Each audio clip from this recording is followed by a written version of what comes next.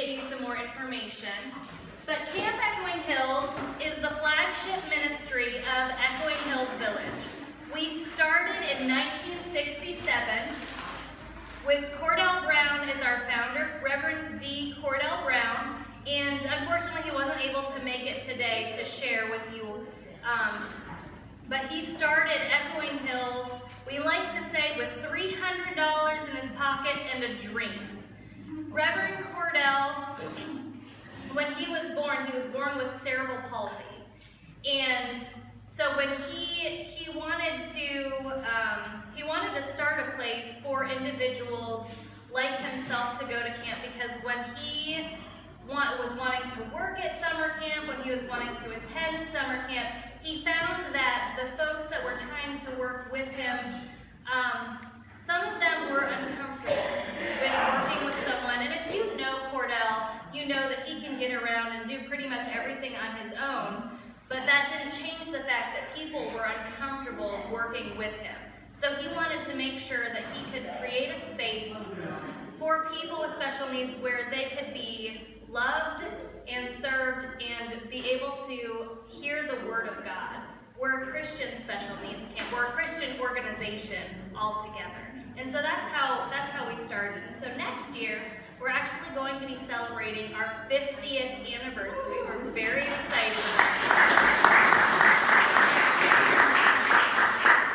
But a little bit about what we do. I'm going to share a little background on myself as well. And you've seen Donald and Emily running around. Donald has been helping with the table project, and then Emily and I are just kind of running around like chickens with our heads cut off. But Emily has the pink pants on and she's walking around. Oh, there she is. That's Miss Emily. She's our program director. And those are her pink pants. And she started about, what was it, 8, 9 years ago. Yeah. At camp. She started as a summer camp cabin leader, counselor, and fell in love with camp. She fell in love serving people with special needs in high school. And that's what got her started at camp, and it's just been such a great fit. And she and Donald, her husband, met here at camp, so it's been such a great fit for them. And then Donald, who I'm sure is back out working on those tables, he and I actually both grew up together at camp on this campground. He moved here when he was about 4 years old, and I was born and raised here. My dad was the administrator for about 30 years, and so this has been my life's passion. I grew up with the people that we serve. A lot of these individuals who you see here, you guys, have known me since I was a tiny little thing, running around camp and bugging them. Who you? So that it's just been my life's passion. And so during the summer, which we're going to be starting at the very beginning of June, we're going to start having our staff come in at the beginning of June. We're going to do orientation for about a week and a half with our staff. And then we're going to start inviting campers in on June 12th. And we're going to have 7 weeks of camp where we can hold 66 campers per week. Last summer, we had 375 campers. This summer, we're hoping that that will raise a little bit. We can only serve 66 campers per week, so there's only about 2 weeks that we have that aren't completely full. But most of our weeks fill up completely, and we have a waiting list because the campers that come to camp, a lot of them have been coming year after year after year. What our passion is, what our ministry is building relationships with the people that come in that we serve. Camp is a fun place for our campers to come and be on vacation, but we want to make sure that they're leaving hearing the Word of God, that they're leaving camp with a new friend, and that they're leaving camp blessed. And so that is my biggest passion.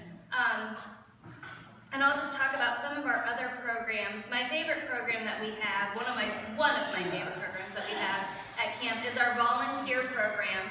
Each week during our summer program, we need at least 30 volunteers during the week to help us do everything that we do.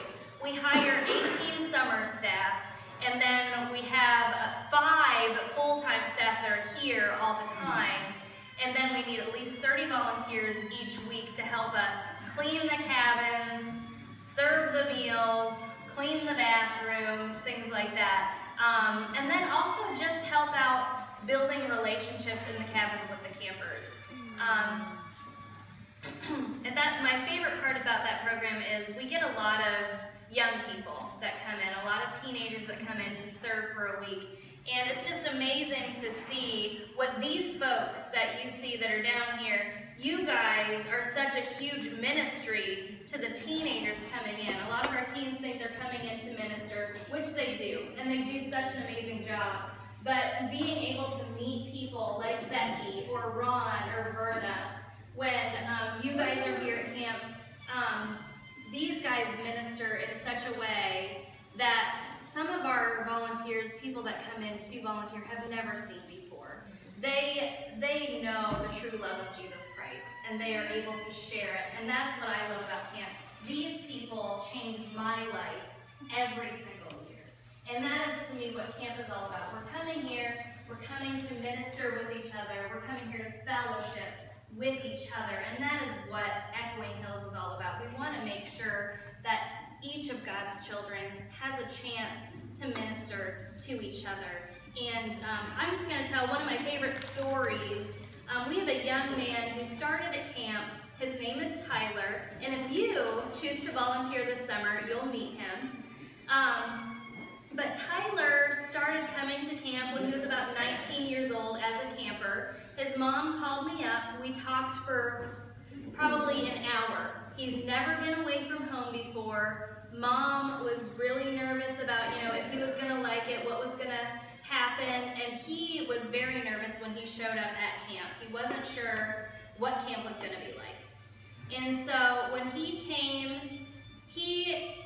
I just kind of kept an eye on him to see, how's he gonna react to camp? What's camp gonna be like for him? And at the end of the week, when his mom came to pick him up, she said, "Tyler, what did you think about camp?" And he said, "It was okay." And so we weren't sure what that meant for Tyler, because we only met him one time, but he came back the next year.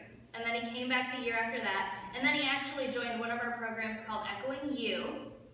And so he started coming with Echoing You. And then one day, he came up to Emily and I. He said, "Miss Lauren, Miss Emily, would it be possible for me to volunteer for a week?" And we're like, "Tyler, I think that you could do that. I think that would be really great." So Tyler came. He volunteered for a week. He worked his butt off.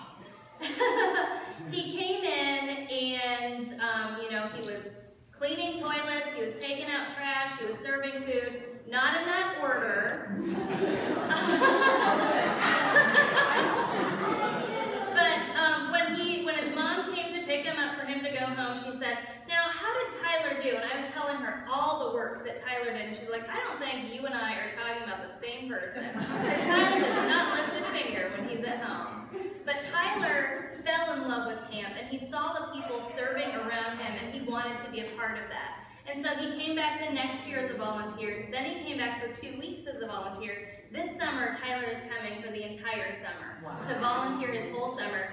And just to show how big of a deal that is, Tyler is the biggest Reds fan in the world. He lives down near Cincinnati. He lives in the Dayton area. He's a big Reds fan, and he's giving up his Cincinnati Reds games to come to Camp Echoing Hills for his entire summer. Because camp has been such a big part of his life. And that's what we're all about. We want to empower the campers that come to camp to help them realize that they have the opportunity, they have the obligation to share who they are. And so that's just a little bit about camp. But if you have any other questions, I'll answer questions at this time, and then just come up to me throughout the day.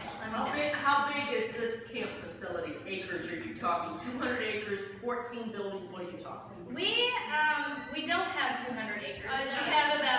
We're about 60 acres. Okay. So we started out with somewhere around between 80 and 90 acres, and we've scaled down a little bit. So we have about 60 acres on these grounds, and for camp we have 6 cabins down here that most of you will have seen by now. There are 3 cabins on our boys' side and 3 cabins on our girls' side. So during the summer, we split up males and females. And then we have this building, our dining hall, and then our camp offices over here. We have the snack shop in the pool, and the pavilion being built. What you see, by the way, over there, that pavilion being built, so far with all that's been done, 1 day. We had a group of Amish guys who came in and did all of that that's there yesterday. So they're amazing. And then we have our snack shop over there, and then we have our corporate offices are up the hill. You will have seen our corporate offices, and then the home, the facility where these folks live, is also just up the hill. And that's what we have on these grounds here. And then we have, throughout the state of Ohio, we have 7 locations, but we have several homes in some of those locations. So we're in Dayton, we're in Athens, we're in the Lorraine area, we're in the Stark area, and then we're here. We're in Dayton. What's that? We're in Dayton. Is Dayton the one, I'm thinking of Athens as Union Schoolhouse Road. Dayton, there are 2 facilities in Dayton. One is called Echoing Valley and one is called Echoing Woods. And trying to think of where they're located in Dayton, I'm not the best with direction. Yeah. So. Well, he's from Dayton, that's why he's asking. Okay. but I know that we have those locations on a map. Great, thank you. So. What is